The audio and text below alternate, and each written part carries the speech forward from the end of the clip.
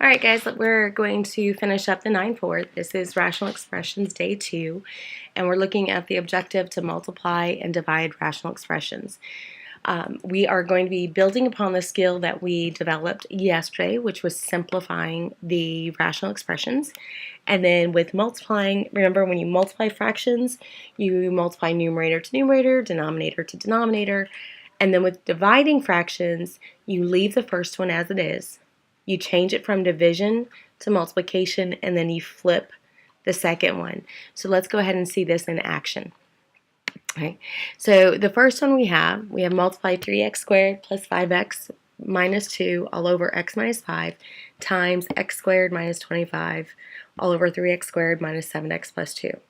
All right, and then it says state the restrictions on the variable. We are going to address both of those. We're going to multiply and we're going to state restrictions. But before we can do anything, we have to get that factor down into simpler expressions.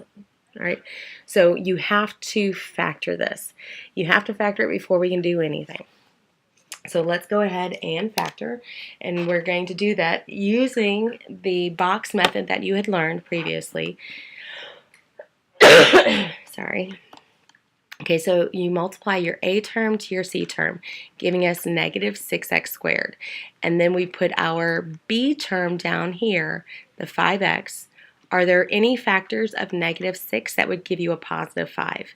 Now, be careful to not do 2 and 3, because I've had kiddos do that, but 2 times 3 gives you 6, but 1 would have to be negative, so then when you add them together, it would end up giving you 1x. So this, in fact, has to be 6x times negative 1x. And then we do the box, and the a term goes in the upper left, the c term goes in the lower right. Right? So 3x squared goes here, negative 2 goes here, 6x, the factors that you just found to get your product and sum, so we're going to put those on the other diagonal, 6x and negative 1x. Now you have to factor out your greatest common factor. 3x squared and 6x have a common factor of 3x. Negative 1x and negative 2. The negative is the leading term, so you have to factor out a negative 1. 3x squared and negative 1x gives you an x. 6x and negative 2 are going to give you a 2. And again, both of these are positive because our leading terms were positive. So then the numerator of our first term is going to be 3x minus 1 times x plus 2, and then that's all over x minus 5. And then we need to multiply this by whatever the other one is, okay? All right, so x squared minus 25, well, this is a difference of perfect squares. You get x squared by x times x, you get 25, 5 times 5. But the only way you can get a negative 25 is for one of those to be positive, one of the 5's to be positive, and one of the 5's to be negative. So x squared minus 25 factors down to x minus 5, x plus 5. That one's easy. Now looking at the denominator, 3 is greater than 1. We have a trinomial, so we're going to go ahead and do the x box method. So a times c gives us 6x squared, but this middle term is negative 7x. So factors of 6x squared, that would give us a negative 7. This is positive, so the sign has to be the same. This is negative, so they must both be negative. All right, so now the box to find our greatest common factor. Okay, so in the upper left, our a term, 3x squared. Bottom right, the 2. And then on the other diagonal, we put our middle terms that we found over here. And now we factor out the greatest common factor. So 3x squared and negative 6x are going to give us 3x. And that's positive because that first one's positive. Negative 1x and 2. That first one's negative, so you need to factor out a negative. 3x squared and negative 1x give you an x. Negative 6x and 2, that's negative, so you have to factor out a negative 2. So now in the denominator of our second term, we have 3x minus 1, and we have x minus 2. Okay, so now we have everything simplified down into factored expressions. So now we need to look at multiplying, and we also need to look at stating any restrictions. I highly, highly, highly recommend stating restrictions first, because right now you have everything right in front of you, and restrictions are the same thing as points of discontinuity. So what we learned with in the second section, the restrictions are actually, I guess it was the third one, wasn't it? 9-3. So any points of discontinuity. So we have x minus 5, you want to set that equal to 0. 3x minus 1, set that equal to 0. X minus 2, set it equal to 0. Any expression that's in the denominator is a possible restriction. It's a possible point of discontinuity. So then here you would add 5. So then you have x is 5. Here you would add 1, and then you would divide by 3. So x is 1/3. And here you add 2. So then x is 2. All right, so we have the restrictions done. Now we need to multiply. So going back to this, when you're multiplying fractions, remember you multiply your numerator terms together and you multiply your denominator terms together. And you can create a single cohesive term. Right, so that's the numerator, just all the numerator terms together, and now the denominator. X minus 5, 3x minus 1, and x minus 2. All right, so now we need to cancel out any like expressions. So we have 3x minus 1 here, and you have a 3x minus 1 here. So those are going to cancel. X minus 5 and an x minus 5, those cancel. X plus 2 and x minus 2, well, those are different. This one's adding 2 and that one's subtracting 2, so you can't cancel those out. And then that's x plus 5. So now we're left with, in the numerator, x plus 2 times x plus 5 all over x minus 2. So our final answer is going to be the x plus 2 times x plus 5 all over x minus 2 plus the restrictions. X is 5, x is 1/3, and x is 2. Those are your points of discontinuity for this particular graph. Okay? All right, so now let's look at division. So when we divide rational expressions, you leave it, you change it, and then you flip it. But again, before you do any of that, you have to make sure that your terms are already factored. And in this case, the textbook author took mercy on us, in my opinion, and they have them pretty much factored for us.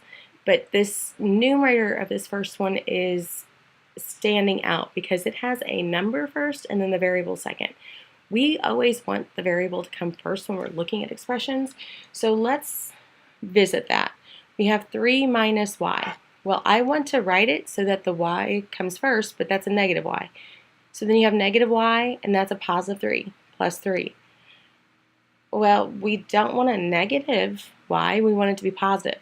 So one way that we can do that is by factoring a negative out. So if you factor a negative out, then that leaves you with a positive y and a negative 3. That's much more agreeable and common to what we see. All right, so now let's write this. You have negative y minus 3 all over the expression 2x minus 1, x plus 5. We're dividing this by 6 times y minus 3 all over 2x minus 1 and x minus 7. Now, I've done this a couple of different ways, but I don't really know what the best approach is with respect to the majority. So we still need to state restrictions. So I'm going to go ahead and put a running log, if you will, over here. Okay, so any expression that's in the denominator currently is a restriction. So you have 2x minus 1 can equal 0. All right, so that one's taken care of. And lo and behold, that one's over there too. X plus 5 cannot equal 0. And that's there. And then you have x minus 7 can equal 0. Okay, so now because anything that's a 0 in the denominator would cause this to be undefined. So that's why we have those. Now, if you want to finish working those out, you can. We would have add 1, divide by 2, so x is 1/2. Subtract 5, and then add 7. Okay, so now we have those. Now I'm going to leave it, I'm going to change it, and I'm going to flip it because division is just another way to think of in terms of multiplication. Right? So we're leaving this alone, so negative y minus 3 all over 2x minus 1 times x plus 5. I'm changing that from division to multiplication, and I'm flipping this. So then you have 2x minus 1, x minus 7, all over 6 times the expression y minus 3. Okay, now that I flipped it, I need to re-evaluate. I need to look at my denominator again. Are there any new expressions in the denominator? So 2x minus 1, good. X plus 5, good. And then we have y minus 3. That's not covered, so I need to add that to my list of restrictions.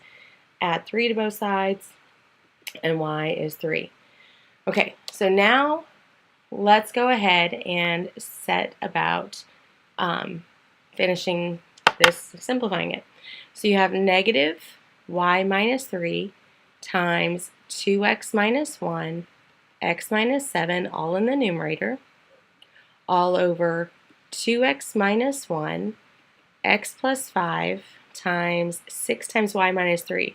I'm going to put this 6 out front just because it's easier. All right, and then we have that y minus 3. Now we need to cancel out any like factors that we have in both the numerator and in the denominator, so any common factors.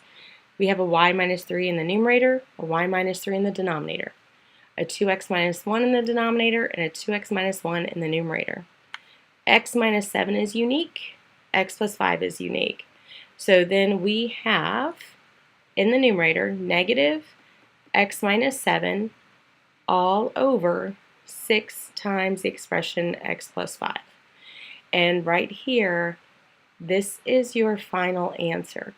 And if you were not doing your restrictions at the very beginning, like we had done, you may have been tempted to only list x plus 5 as a restriction, but you have to take into consideration any expression that was ever a part of the original equation.